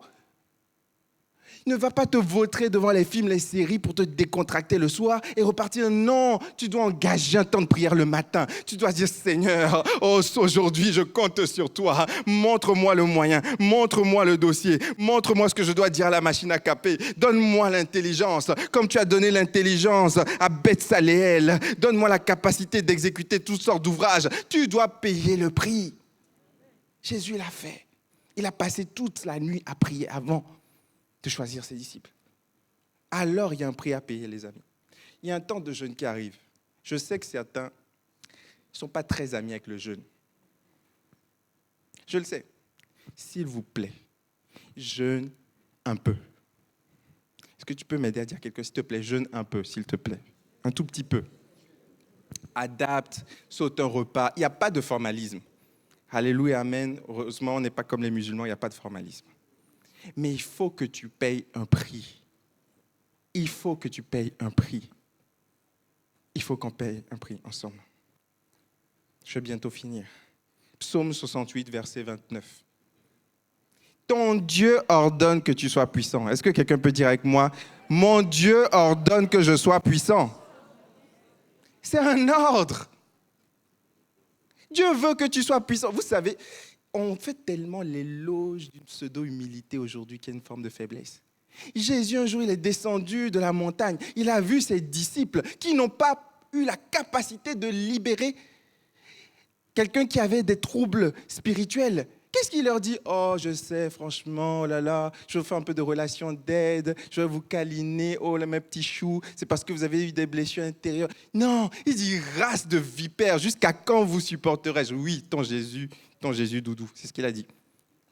Parce qu'à un moment donné, tu as trop reçu pour rester là où tu es. Tu as entendu trop de messages pour rester là où tu es. Tu as vécu tellement d'appels pour rester là où tu es. Tu sais trop de choses. Alors, tu ne peux pas rester là où tu es. Tu dois venir et dire, Seigneur, oh, je chute. Seigneur, je n'y arrive pas, mais ce n'est pas normal. Ça fait longtemps que tu es là. Tu fais du surplace dans ta vie spirituelle. Tu es garé sur le parking de la foi. Tu dois dire, non, Seigneur, il faut que tout ce que tu as mis en moi sorte. Il faut que les talents que tu as mis en moi sortent. Il faut que les dons spirituels que tu as mis en moi sortent. Il faut que tu te révoltes.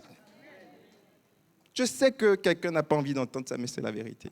Dieu ordonne que tu sois puissant. Pourquoi? Ce n'est pas être puissant pour être puissant, mais c'est parce qu'il y a des vies qui dépendent de toi. Pourquoi Jésus s'est fâché? Mais c'est parce que s'il n'était pas descendu, ce jeune serait reparti avec sa maladie. Et Dieu voit les besoins. Voilà pourquoi Jésus était en colère contre les pharisiens. Parce qu'ils étaient là avec leurs grands phylactères, leurs grands discours. Moïse a dit ceci, Josué a dit cela. Oh, 600 commandements. Il faisait la morale à tout le monde. Mais les gens étaient démonisés à côté. Ils ne faisaient rien. Mais quand lui, il arrive pour libérer, on le chasse. Est-ce que ta foi est concrète? Quel est le fruit que tu portes? Je me challenge tous les jours, les amis. Mon titre de pasteur ne me sert à rien. Vraiment à rien. Je dis, Seigneur, aide-moi. Chaque jour, j'ai besoin de ta grâce pour éduquer mes enfants, pour aimer ma femme, pour être un bon pasteur pour l'Église. Je ne suis pas capable. Sans toi, je ne peux rien faire. Mais avec toi, je peux tout parce que tu me fortifies. Et nous devons venir avec humilité. Lâche tes certitudes. Lâche tes certitudes. Et viens te renouveler comme un petit enfant. Dis, Seigneur, apprends-moi à prier. Je veux repartir de zéro. Apprends-moi à lire ta parole. Oui, j'ai 60 ans de vie chrétienne. J'ai connu l'époque Scott. Mais Scott n'est plus là. Moi, je suis là. Mais est-ce que les gens voient la puissance que Dieu a utilisée sur Scott maintenant? Non. Alors, il y a une anomalie. Il y a une anomalie. Est-ce qu'on peut se lever et prier ensemble? Alléluia. Pardonnez-moi si je suis un peu enflammé. C'est un cœur qui parle et qui soupire. Il faut que notre vie change. Il faut que cette église rayonne. Il y a trop de gens qui ont des problèmes. Il y a trop de gens qui ont des souffrances. Et Dieu veut t'utiliser, m'utiliser pour libérer des captifs, pour guérir des cœurs brisés, pour annoncer une bonne nouvelle. Mais peut-être que tu es tellement accaparé par tes propres problèmes que tu fais du surplace, tu n'arrives pas à lever la tête. Et ce mois de Pentecôte, ce mois de mai, Dieu veut te réhabiliter dans ta puissance. Dieu veut te dire, je t'ai donné le pouvoir de marcher sur les serpents et les scorpions, sur toute la puissance de l'ennemi. Alléluia. Dieu veut te dire maintenant, vas-y, va avec la force que je te donne. Reçois cette puissance. Et toi, mon témoin, dans ton lieu de travail, dans ta famille, dans tes voisins, va parler de ma part, va évangéliser. Ça fait tellement longtemps que tu ne parles plus de Jésus autour de toi parce que tu n'es plus habitué, tu es blasé. Oui, on le faisait à notre époque. Oui, on le faisait au début de notre foi. Mais encore aujourd'hui, Dieu veut t'utiliser. Ça fait tellement longtemps que tu n'exerces plus tes dons. Tu viens le dimanche, tu es assis et tu repars. Mais Dieu veut te dire aujourd'hui, sois réhabilité dans ta puissance. Alléluia. Est-ce qu'on peut chanter pour terminer? Alléluia. Alors qu'on va chanter, demande cette puissance. Demande cette puissance. Alléluia. Est-ce qu'on peut rechanter Dieu est capable de faire, s'il te plaît? Alléluia. Commençons à élever la voix ce matin. Alléluia. Durant ce mois de mai, je prie que tu reçoives la puissance de Dieu. Que tu ne sois plus juste un problème, mais que tu sois une solution. Une solution pour les gens qui t'entourent. Jésus a dit, des fleuves d'eau vive jailliront de votre sein.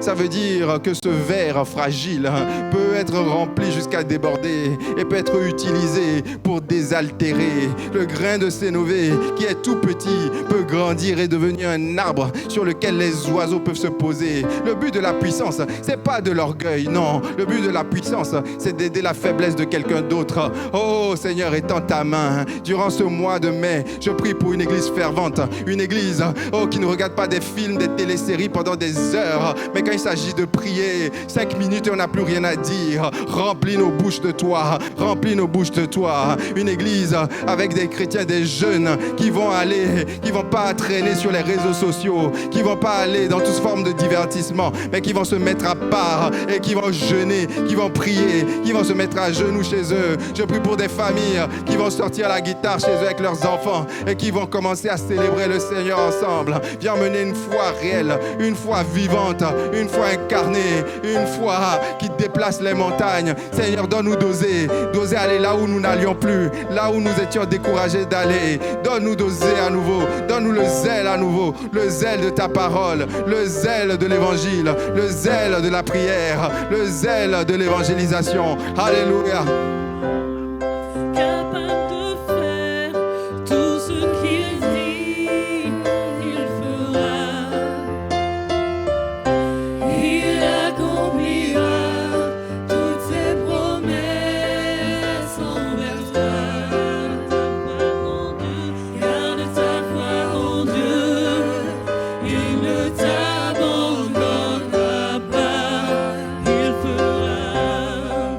Il fera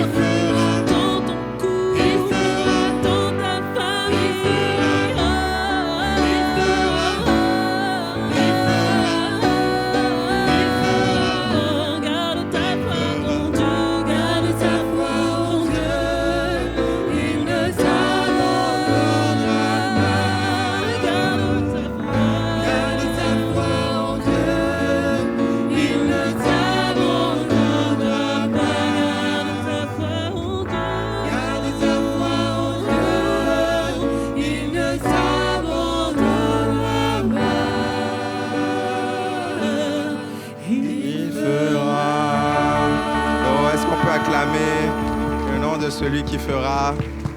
Alléluia, alléluia, alléluia, alléluia. Vous pouvez prendre place, quelques annonces avant de clôturer. Est-ce que vous avez été bénis ce matin? Laissez-moi voir qui a été béni. Alléluia. Ce n'est que le début. On se donne rendez-vous les 4 dimanches pour la série Puissance. Quelques annonces. On veut rendre grâce à Dieu pour le bric-et-broc qu'il y a eu dimanche dernier. Est-ce qu'il y a des frères et sœurs qui ont participé au bric-et-broc? Levez-vous là où vous êtes. On aimerait vous honorer. Levez-vous, on peut les applaudir s'il vous plaît. Marc, Elisabeth, où êtes-vous? Levez-vous. Voilà, merci. Alors, il y a eu, alors je n'ai plus les chiffres, 2700 €, c'est ça, qui ont été récoltés. On veut remercier toutes les personnes qui ont donné des effets. Alléluia. Merci. Et vous savez, le bric-et-broc a un impact monumental à Bordeaux, hein, vous ne vous rendez pas compte. Mais on a eu la visite d'élus qui sont venus. Alexandra Siari, qui est la première adjointe au maire de Bordeaux, responsable du logement, et Gérald Carmona, qui est le maire adjoint du quartier de Codéran, qui sont venus. On a eu un très bon contact. Merci vraiment à Laetitia Langat aussi, qui a facilité les échanges. Ils sont venus, ils étaient waouh. Donc, ouais, on a une petite photo là avec eux. Il y avait aussi, tu peux revenir, s'il te plaît, sur... Voilà, on avait une photo avec les élus. Ils ont visité le bâtiment et tout. Donc, on bénit Dieu pour les portes qui s'ouvrent. Est-ce qu'on peut remercier le Seigneur, s'il vous plaît?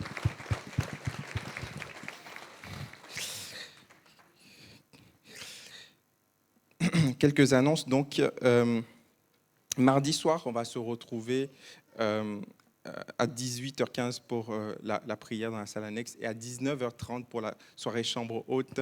Et ce sera Pasteur Nico qui nous conduira dans la louange.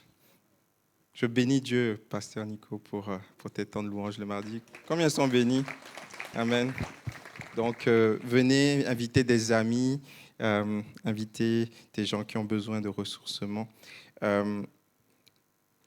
Dimanche 10 mai, on va faire une simulation.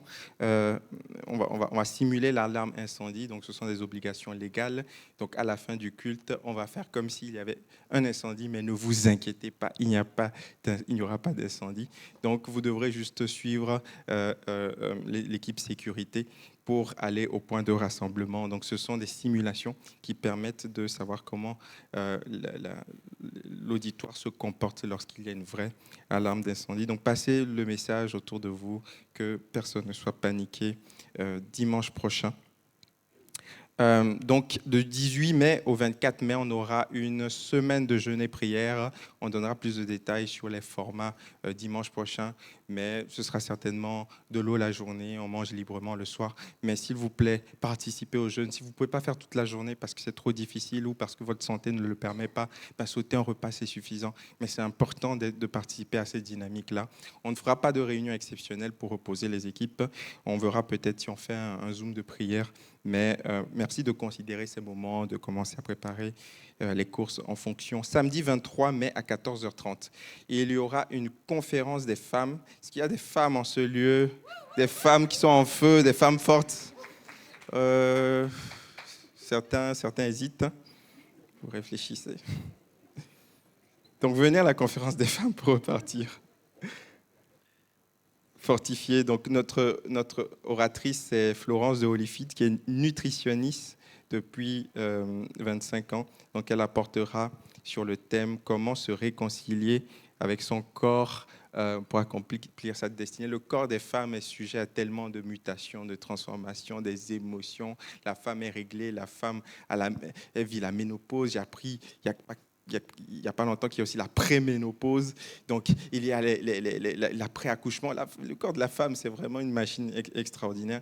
Et les femmes ont besoin de pouvoir se réconcilier avec leur corps. Donc, merci de considérer, de vous inscrire à la sortie. L'inscription est obligatoire. Vous pouvez venir avec des amis, des collègues. Inscrivez-vous à la sortie, s'il vous plaît. Le dimanche 31 mai, le 4e vendredi, il y a la veillée de prière. Le dimanche 31 mai, il y a l'Assemblée générale à 11h15. C'est le seul dimanche de l'année où on a pu avoir le trésorier, le commissaire aux comptes et les assesseurs. Donc, c'était compliqué.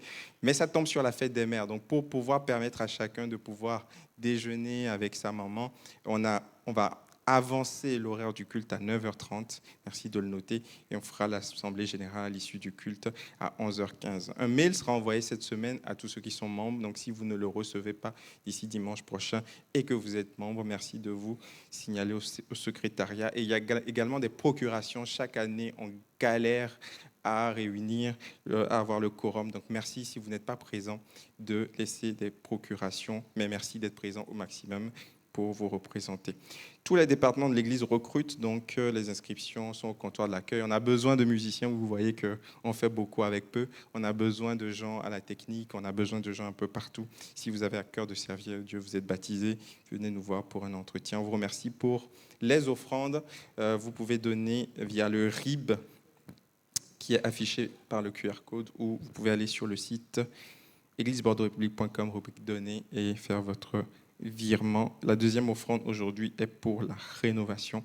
Et avant de terminer, on a la joie d'avoir aujourd'hui Nathanaël Lecoeur, qui est le nouveau président de la Marche pour Jésus, qui va nous parler de cet événement extraordinaire qui aura lieu dans un mois. Est-ce qu'on peut l'accueillir, s'il vous plaît? Hello les amis, ça va bien? Ok, ça fait 10 ans qu'il n'y a pas eu de marche pour Jésus à Bordeaux et elle revient cette année. Est-ce que vous êtes prêts? Alors elle revient le 6 juin. Donc est-ce qu'on peut tous ensemble dire 6 juin? Vous êtes prêts? 6 juin. Ouais, attendez, on refait. 6 juin. Ok, donc le 6 juin, on se rejoint à 14h à la place des Quinconces. Si Dieu le veut, on a demandé à la mairie, on attend encore la réponse, mais au nom de Jésus, on aura cette place. Donc on part de la place des Quinconces, on va faire toute une boucle et on reviendra à la place des Quinconces où on finira autour des 17h, 17h30 avec un concert de fin où on va glorifier Dieu. Ça va être juste énorme. Et j'aimerais vous lire juste un mini passage. Rassurez-vous, je vais pas prêcher maintenant. Ésaïe 60 qui dit « Lève-toi, sois éclairé car ta lumière arrive ».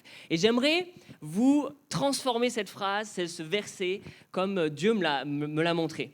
Lève-toi, Bordeaux. Sois éclairé, Bordeaux, car ta lumière arrive et la gloire de l'Éternel se lève sur toi, Bordeaux. Ok, on le refait ensemble. Lève-toi, Bordeaux.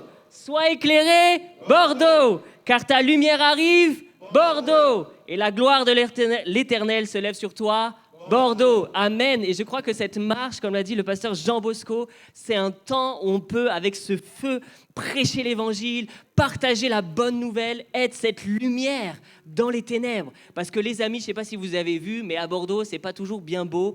Il y a des ténèbres, il y a un nuage, mais on veut venir comme une flèche percer ces ténèbres et que cette lumière puisse resplendir à Bordeaux et que des cœurs soient touchés et rencontrent Jésus, parce que c'est ça l'objectif de la marche. Et ça va se faire avant tout dans l'unité. C'est parce qu'on va marcher main dans les mains qu'alors ils vont voir cet amour qu'on a les uns pour les autres, qui vont nous reconnaître et ils vont dire « Ce sont des disciples de Jésus, je veux appartenir à cette famille aussi. » Amen.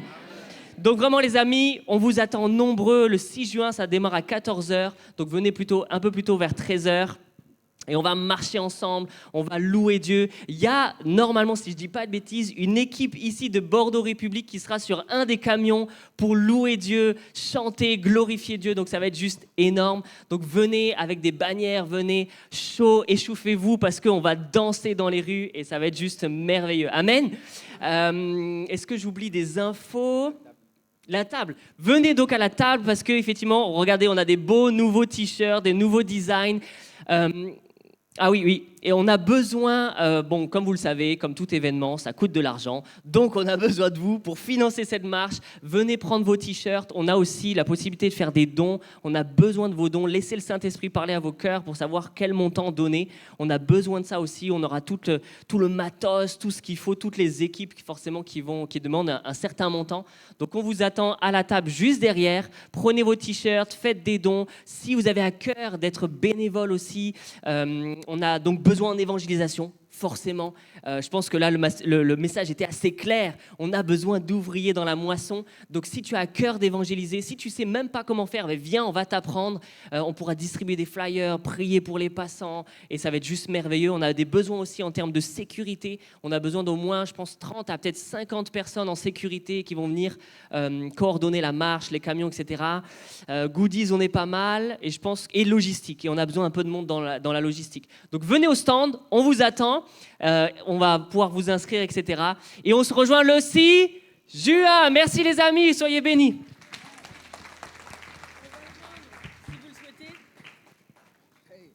On va joindre, si vous le souhaitez, le geste à la parole. Lève-toi et sois éclairé. Donc si vous voulez, on se lève et on chante « Dieu, tu es la lumière ». Forcément, c'est obligé.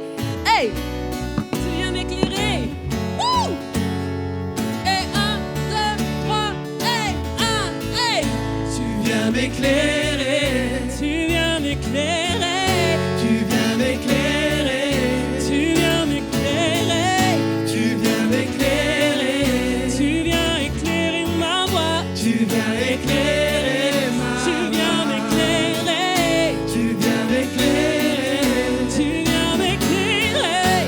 tu viens m'éclairer, Tu viens m'éclairer. tu viens m'éclairer, Tu viens éclairer ma voix. tu viens éclairer ma voix. Ensemble. Hey. Oh, oh,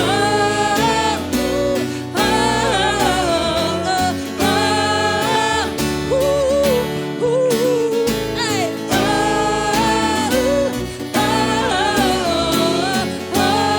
Dieu, tu es la lumière. Hey. Dieu, tu es la lumière, tu ne péris jamais, tu es l'espoir, tu vis en moi, et dans l'obscurité, tu ne faillis jamais, tu es l'espoir, tu viens éclairer. Dieu, tu es la lumière, tu ne péris jamais, tu es l'espoir, tu vis en moi, et dans l'obscurité, tu ne faillis jamais, tu es l'espoir, tu viens éclairer. Tu viens m'éclairer. Ensemble. Hey. Tu viens m'éclairer, Tu viens m'éclairer. tu viens m'éclairer, Tu viens m'éclairer. tu viens m'éclairer, Tu viens éclairer ma voix. tu viens éclairer Hey. ma Tu viens m'éclairer. tu viens m'éclairer, Tu viens m'éclairer. Oh, ensemble. Tu viens m'éclairer. tu viens Tu viens éclairer. Tu viens éclairer ma voix. tu viens éclairer ma